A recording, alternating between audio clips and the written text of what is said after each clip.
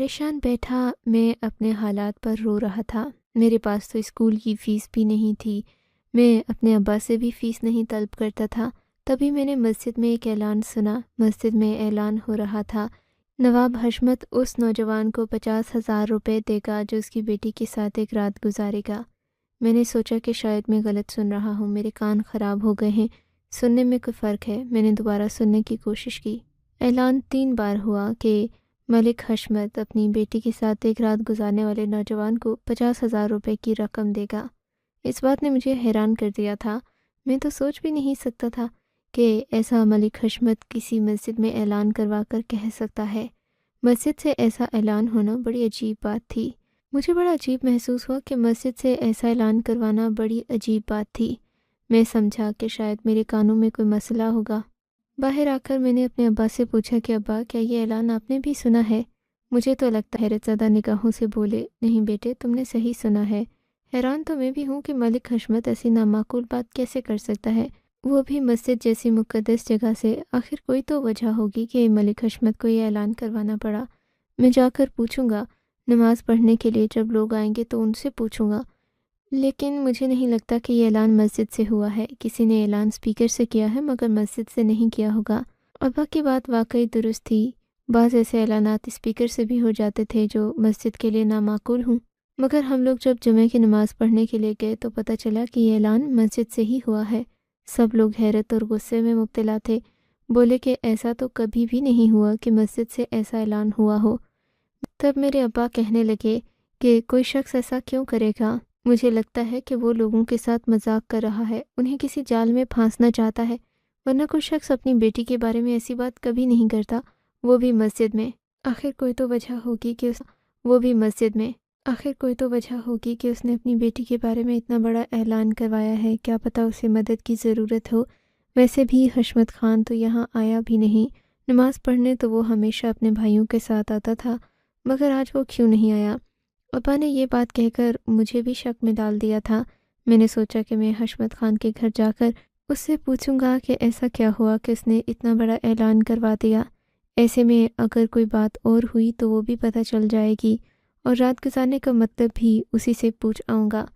میں دل میں تو یہی باتیں سوچ کر گیا تھا، مگر میں یہ نہیں جانتا تھا کہ آگے جا کر نہ صرف یہ کہ میری قسمت بدل جائے گی، بلکہ ایک ذرا سی حرکت میرے لیے زندگی بھر کا وبال بن جائے گی۔ میں وہاں پہنچا تو وہاں پہلے ہی 3-4 لڑکے کھڑے تھے۔ میں ان کو دیکھ کر حیران تھا۔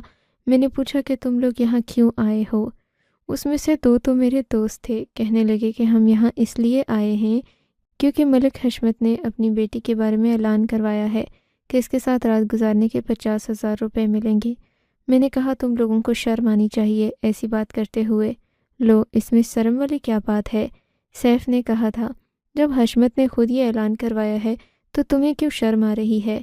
اس کے گھر میں ہم زبردستی تو نہیں آئے۔ آج اس نے اپنے گھر کا دروازہ بھی اسی لیے کھلا چھوڑ رکھا ہے کہ وہ جانتا ہے کہ اعلان کے بعد کچھ لوگ اس کے گھر کا رخ کریں گے۔ 50,000 روپے کوئی چھوٹی رقم نہیں ہے۔ تم جانتے ہو کہ 50,000 روپے میں 2 مرلہ زمین مل جاتی ہے اس جگہ پر، تو پھر ہم یہ موقع کیوں گنوائیں؟ آخر ہمیں بھی تو چاہیے۔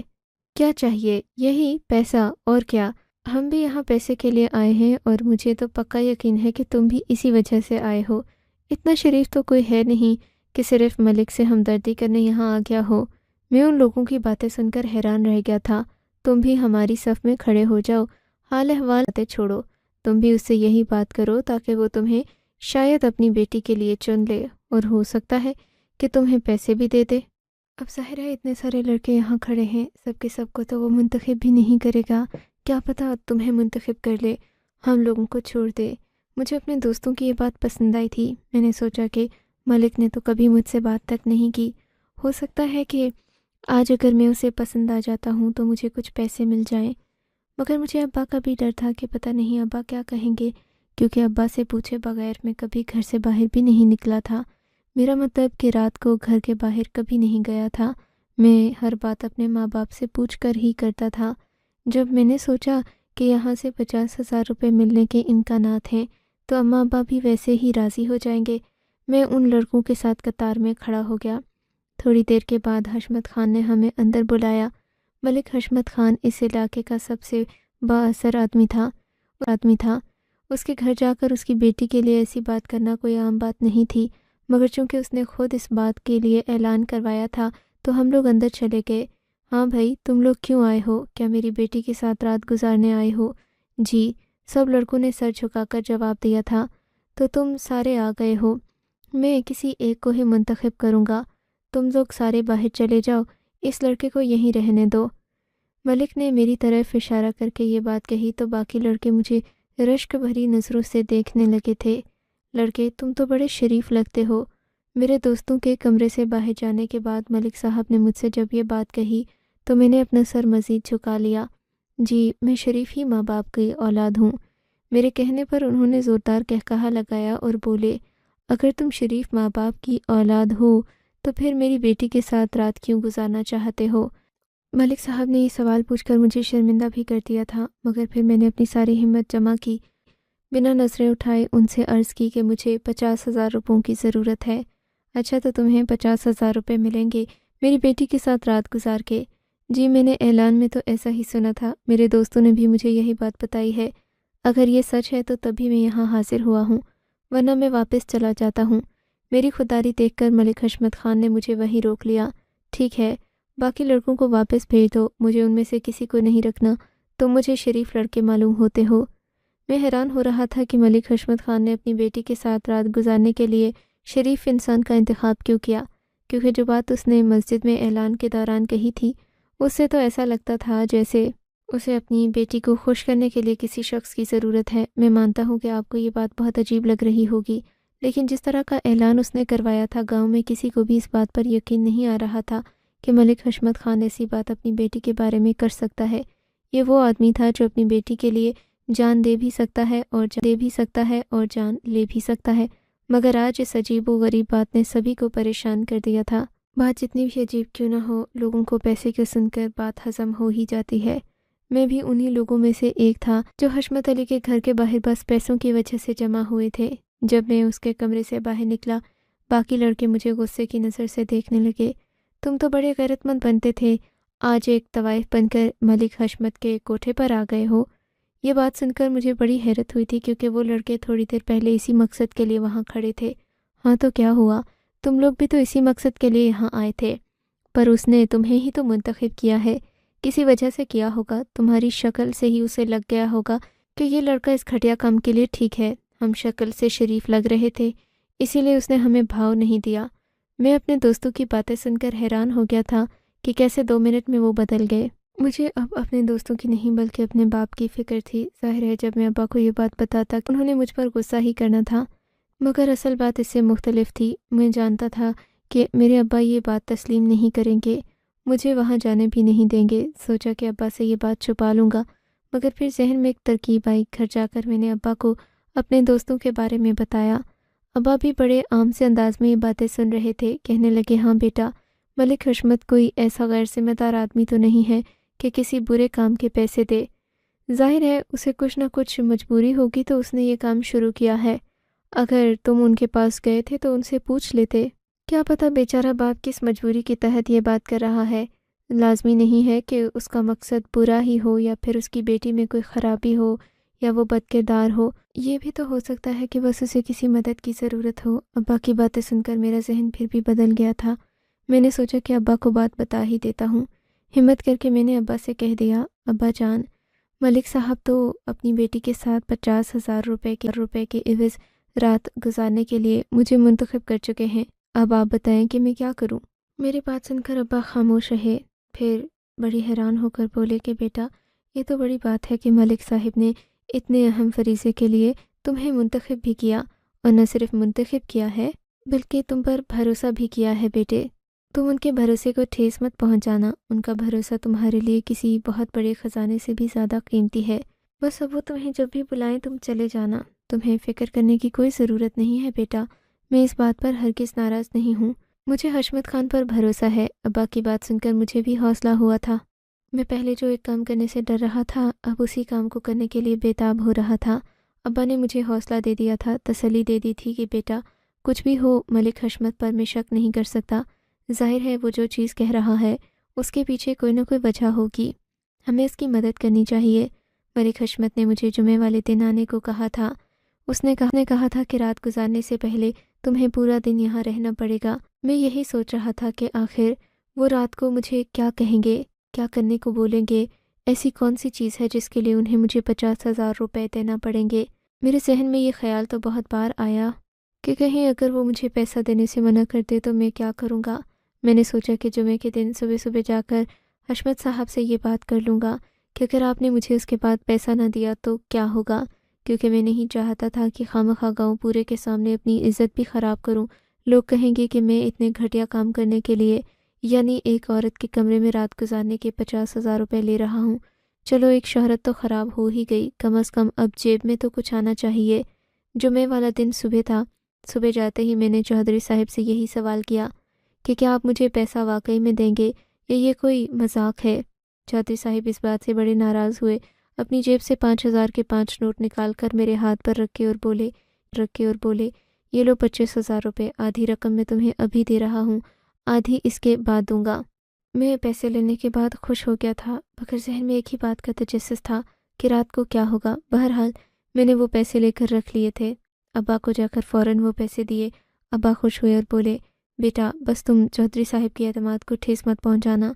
मैं जानता हूँ कि तुम जवान हो, तुम्हारे जहन में तरह तरह के वसवसे आ रहे होंगे, मगर तुम भी जानते हो कि कोई भी आदमी अपनी बेटी के बारे में बुरी बात बर्दाश्त नहीं कर सकता। सो बात करते हुए ध्यान रखना। मैं वापस आया तो हशमत साहिब ने मेरे लिए कमरा तैयार करवा रखा था। मुझे समझ नहीं आ रही थी कि इस कमरे का मकसद क्या है।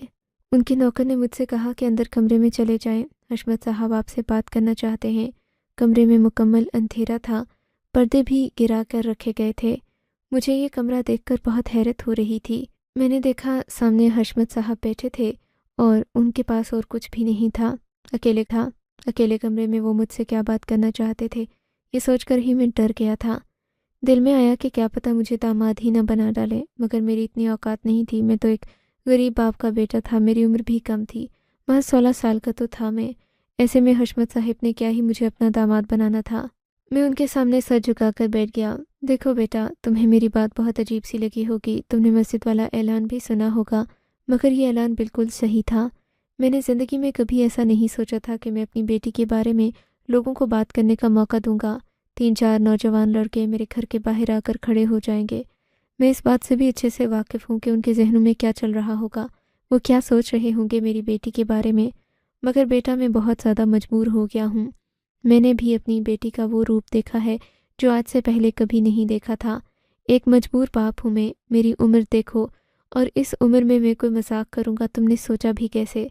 जो पैसे मैंने तुमको दिए हैं वो तुमत और शराफत के पैसे हैं, वरना कोई भी बाप अपनी बेटी के बदले में इतने पैसे नहीं दे सकता। पैसे तो क्या वो जान ले सकता है, मगर पैसा नहीं दे सकता। बेटा, मेरे जुड़े हुए हाथ देख लो, ये देखो, मैं अपनी बेटी को लेकर तुम पर भरोसा कर रहा हूँ। मैं ऐसा आदमी हूँ कि अपनी बेटी की तरफ उठने वाली गलत निगाह को भी फोड़ दूँ, लेकिन तुम्हें मैं अपनी बेटी के साथ एक रात के लिए कमरे में क्यों छोड़ूंगा, इसके पीछे एक वजह है, और वो वजह तुम्हें खुद समझ आ जाएगी। बस मैं तुम्हें एक ही बात कहूँगा कि तुम उसकी तरफ गलत नज़र से देखने की हिम्मत भी मत करना। बेटा, मैं अपनी बेटी के लिए जो कुछ भी कर रहा हूँ एक बाप की हैसियत से कर रहा हूँ। अगर मैं खुद अपनी बेटी के लिए ये काम कर सकता तो मैं कभी भी तुमको नहीं बुलाता। मेरी बेटी नाजू में पली बढ़ी है, लेकिन ये मेरा मसला है जिसे मैं खुद हल नहीं कर सकता। उस आदमी ने मुझे ये बात कहकर और डरा दिया था। हशमत खान के बारे में पहले ही बड़ी डरावनी बातें मशहूर थीं, और जाहिर है वो शख्स था भी बड़ा रौबदार। मेरे दिल में बहुत सारी बातें थीं, मगर मैंने बस कुदरत पर भरोसा करना था। मुझे खुद पर भी भरोसा था। मैं कोई हवस का पुजारी नहीं था कि किसी औरत को देखकर बेकाबू हो जाऊं, पर मैंने क्या सोचा था, जो गलती मैं करने जा रहा हूं उसकी कीमत मुझे बहुत भारी चुकाना पड़ेगी। शाम के 4 बजे थे। हशमत साहिब कमरे में दाखिल हुए। कहने लगे कि बेटा तैयार हो? अगर तैयार हो तो मैं तुम्हें खाना खिला देता हूँ। तुम सुबह के भूखे बैठे हो, तुम कुछ अच्छा सा खाना खा लो, क्योंकि अब तुम्हें वो कुछ बर्दाश्त करना है जो तुमने ज़िंदगी सारी नहीं देखा। जैसे जैसे रात का वक्त करीब आ रहा था, मेरे दिल की धड़कनें बढ़ती जा रही थीं। मेरी तो सोच में भी नहीं था कि मेरे साथ क्या होने जा रहा है। मैं तो उस लड़की के बारे में सोच रहा था। मगर जैसे ही रात के 8 बजे हशमत साहिब ने मुझे अंदर जाने का इशारा किया, मैं किसी मुजरिम की तरह सर झुकाए कमरे के अंदर दाखिल हो गया। सामने का मंजर देखा تو میری آنکھیں مارے حیرت کے پھٹ پڑی تھیں۔ حشمت صاحب کی بیٹی خوبصورت انداز میں تیار سامنے اسٹک لگا رکھی تھی، گال بھی لال تھے اور بال کھلے ہوئے تھے، کپڑے مناسب تھے۔ اسے دیکھ کر کہیں سے بھی یہ خیال نہیں آتا تھا کہ یہ کسی معزز اور شریف آدمی کی بیٹی ہے۔ اس نے اپنے سر کے بالوں کو عجیب طریقے سے رنگا ہوا تھا۔ میں نے اس لڑکی کو دیکھا تو مجھے لگا کہ یہ ہمارے گاؤں کی لڑکی نہیں ہے، بلکہ ایسا لگ رہا تھا جیسے یہ کہیں اور سے آئی ہے۔ یہ سچ ہے کہ میں نے کبھی حشمت کی بیٹی کو اس سے پہلے نہیں دیکھا تھا، مگر یہ عورت تو بہت مختلف لگ رہی تھی۔ ایسا لگتا تھا کہ یہ کوئی کسی دوسری دنیا سے آئی ہو۔ گاؤں کی لڑکیاں تو بہت شرمیلی، ان کے کپڑے مختلف ہوتے ہیں، مگر اس عورت کے کپڑے بھی عجیب سے تھے۔ اس کا رنگ حد سے زیادہ سفید تھا۔ عورت کو دیکھنے کے بعد مجھے اندازہ ہوا کہ یہ تو حشمت صاحب کی بیٹی معلوم نہیں ہوتی، مگر انہوں نے اتنی سختی سے یہ بات کی تھی تو ظاہر ہے اپنی بیٹی کے علاوہ کسی دوسری لڑکی کے بارے میں وہ یہ بات کیوں کرتا، اور کیوں ہی اپنی عزت کو لوگوں کے درمیان سر عام نیلام کرتا۔ وہ دھیرے دھیرے قدموں کے ساتھ چلتی ہوئی میرے پاس آنے لگی۔ میں تو گاؤں کا لڑکا تھا، دیہاتی لڑکوں کو ویسے بھی ان چیزوں کے بارے میں زیادہ نہیں پتہ ہوتا۔ شرمیلا بھی تھا، عمر بھی کم تھی۔ میں سر جھکا کر بیٹھا ہی رہا۔ وہ میرے قریب سے آئی اور گزر گئی تھی۔ اس نے کمرے کا دروازہ بند کیا، دروازے کو کنڈی لگا دی۔ میں حیران پریشان ہو کر اس کی طرف دیکھنے لگا۔ ایسا تو ہو ہی نہیں سکتا۔ میں ابھی یہ سوچ ہی رہا تھا کہ دروازہ بند کرنے کی آواز آئی۔ پیچھے سے حشمت صاحب کی چیخوں کی آواز بھی سنائی دی۔ دروازہ بند مت کرو صالحہ، دروازہ بند مت کرو تاکہ میں دروازہ کھول کر اندر آ سکوں۔ خدا کے لیے بیٹی ایسا مت کرو۔ باہر سے بوڑھے حشمت کی آواز سن کر مجھے لگا کہ واقعی میں یہ اس کی بیٹی ہی ہے، ورنہ وہ اتنی محنت کیوں کرتا اور اتنا بڑا تماشا کرنے کا مقصد آخر کیا ہوتا، جبکہ وہ پیسے بھی مجھے ہی دے رہا تھا۔ ابھی میں یہ سوچ ہی رہا تھا کہ وہ لڑکی میرے قریب آ کر بیٹھی، بولی کہ کیا تم میرے غلام بنو گے؟ میں لڑکی دیکھ کر حیران رہ گیا تھا۔ آپ جو کہیں گی میں وہی کروں گا صالحہ، لیکن بات یہ ہے کہ آپ کے ابا جان باہر بیٹھے ہیں، وہ بہت زیادہ پریشان ہیں۔ آپ مجھے بتا سکتی ہیں اگر میں آپ کی کسی بھی طرح سے مدد کر سکوں۔ یہ ہوئی نا بات، تم تو واقعی میں میرے غلام بن چکے ہو، ایک ہی رات میں تم میرے آگے پیچھے کتے کی طرح پھرو گے۔ اس لڑکی کی بات سن کر مجھے سمجھ نہیں آئی کہ میں کیا کہوں۔ میں ابھی بیٹھا ہی تھا کہ اس نے ایسی حرکت کر دی جو میں نے کبھی سوچا بھی نہیں تھا۔ میرے وہم و گمان میں بھی کبھی ایسا رویہ نہیں تھا جو اس لڑکی نے میرے ساتھ اختیار کیا۔ میرے دل میں بہت سارے پچھتاوے تھے۔ میں اس دن کو کوسنے لگا جب میں نے یہ اعلان سنا، اس وقت کو کوسنے لگا۔ میں یہاں کیوں آیا تھا؟ چند پیسوں کے لیے میں نے اپنے ساتھ ہی کیا کر دیا؟ دل میں سوچنے لگا۔ رات بھر بس یہی خیالات میرے ذہن میں آتے رہے۔ میں خود کو بہت گھٹیا انسان محسوس کر رہا تھا۔ صبح کے 4 بجے تو میں کمرے سے نکلا۔ حشمت صاحب باہر ہی بیٹھے تھے۔ میری شکل دیکھ کر انہوں نے اور سے دیکھا اور بولے، بیٹا مجھے معاف کر دینا، اب یہ لو باقی کے 25,000 روپے اور اپنے گھر جاؤ۔ میں نے چودھری صاحب سے وہ پیسے لیے، میں گھر آ گیا۔ گھر آیا مجھے لگا تھا کہ میرے ابا جان سو چکے ہوں گے، انہیں کیا فرق پڑتا ہے کہ ان کا بیٹا کہاں گیا ہے، یہ فکر تو بیٹی کے ماں باپ کو ہوتی ہے۔ لیکن جیسے ہی میں گھر گیا میں نے دیکھا میرے ابا بہت پریشان تھے، گھر میں چکر کاٹ رہے تھے۔ مجھے دیکھتے ہی بولے، بیٹا تم کہاں چلے گئے تھے؟ مجھے تو حشمت والی بات تھوڑی عجیب لگی تھی، میں نے تمہیں اس وقت کہہ دیا، لیکن بعد میں خیال آیا کہ تم تو میرے بیٹے ہو، میری اولاد ہو، مجھے تمہیں ایسے نہیں کہنا چاہیے تھا۔ پیسوں کے لیے تم اس کے گھر تو چلے گئے، مگر آگے کیا ہوا یہ تو میں نے سوچا ہی نہیں تھا۔ بیٹا بتاؤ تم ٹھیک ہو؟ ابا مجھے لے کر بیٹھ گئے۔ میں نے ابا کو کوئی بات نہیں بتائی تھی، میں نہیں چاہتا تھا کہ میرے ابا بھی پریشان ہو جائیں۔ میں نے ابا سے کہا کہ ابھی آپ آرام کریں، صبح اگر کوئی بات ہوگی تو میں بتا دوں گا، مگر صبح میرے اٹھنے سے پہلے آرام کریں، صبح اگر کوئی بات ہوگی تو میں بتا دوں گا۔ مگر صبح میرے اٹھنے سے پہلے ہی حشمت صاحب ہمارے گھر میں بیٹھے تھے۔ میں تو ان کی آواز سے ہی جاگا، وہ ابا سے باتیں کر رہے تھے۔ میں باہر آیا، انہیں دیکھ کر حیران رہ گیا۔ کیا بات ہے ابا جان؟ میں نے پریشانی سے ان کی طرف دیکھا تھا۔ حشمت صاحب بڑے التجانہ انداز میں میری طرف دیکھ رہے تھے۔ بیٹا اگر تم میری بات سنو گے تو تم سب سچ جان جاؤ گے، اس کے بعد اگر تم میری مدد کرنا چاہو تو ٹھیک ہے، نہیں تو کوئی بات نہیں، میں کیا کہہ سکتا ہوں۔ میں حشمت صاحب کے سامنے بیٹھ گیا، تب انہوں نے جو سچ اگلا اسے سن کر میں ہی نہیں ابا بھی حیران رہ گئے۔ بیٹا بات یہ ہے، گاؤں میں تو میری بہت عزت ہے، میری زندگی بھی اچھی جا رہی ہے، مگر بعض اوقات انسان سے وہ غلطیاں ہو جاتی ہیں جنہیں وہ سدھار نہیں سکتا۔ میں نے بھی اپنی ایک بہت بڑی غلطی کی۔ جب میں 2 سال کے لیے جاپان گیا، وہاں رہنے کے دوران میں نے ایک عورت سے شادی کر لی۔ اس عورت سے شادی کر کے میں نے بہت بڑی غلطی کی۔ میری زندگی کی سب سے بڑی غلطی کسی سے شادی کرنا تھی جسے نہ ہی خاندان کے بارے میں کوئی پرواہ تھی، نہ کسی رشتے کا مان تھا۔ میں نے شاید اپنی بیوی سے بے وفائی کی اور اسی کی سزا اللہ تعالیٰ نے مجھے دی۔ مجھ سے بہت بڑی بھول ہو گئی، مگر اسی دوران جب میری اولاد پیدا ہوئی، وہ بھی بیٹی، تو میں کانپ کر رہ گیا۔ میں نے اس جاپانی عورت سے شادی تو کر لی، مگر میں اس کے سامنے سر اٹھانے کے بھی قابل نہیں رہا تھا۔ میں اپنی بیوی کے ہاتھوں پریشان ہو گیا تھا، مجبور ہو گیا تھا، کیونکہ اب اس نے میری بیٹی بھی پیدا کر دی تھی۔ میں نہیں چاہتا تھا کہ میرا خون یہاں برباد ہو۔ میں نے اپنی بیوی کو بہت سارے پیسے دے کر اس سے بیٹی لے لی۔ اپنی بیٹی کی جان چھڑا کر جب میں پاکستان آیا تو میں نے دیکھا وہ بہت زیادہ بگڑ چکی تھی، اتنی بگڑ چکی تھی کہ میں اس کا علاج نہیں کر پا رہا۔ میں نے یہ بات اپنے پورے گاؤں کے لوگوں سے چھپائی ہے، کسی کو نہیں پتا کہ میری جاپانی بیوی سے ایک بیٹی بھی ہے۔ میری بیٹی گھر رہ رہ کر بالکل نفسیاتی مریضہ بن چکی ہے۔ کبھی تو وہ کسی آدمی کو مارنے کی فرمائش کرتی ہے، تو کبھی کوئی بات، بیٹا اس رات جو اس نے تم پر تشدد کیا، تمہیں تھپڑ مارے، تمہیں ناخنوں سے رات بھر نوچتی رہی، یہ سب اس کا بچپنا ہے، اس کا نفسیاتی عارضہ ہے۔